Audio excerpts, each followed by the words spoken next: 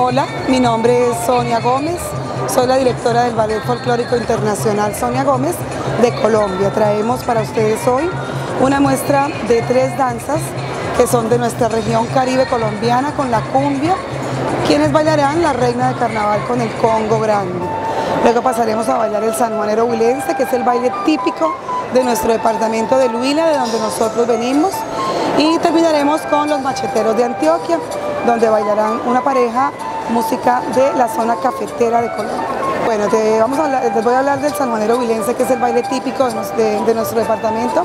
Los pasos básicos son el caminado, el bambuqueado y los 3/4 o contradanza.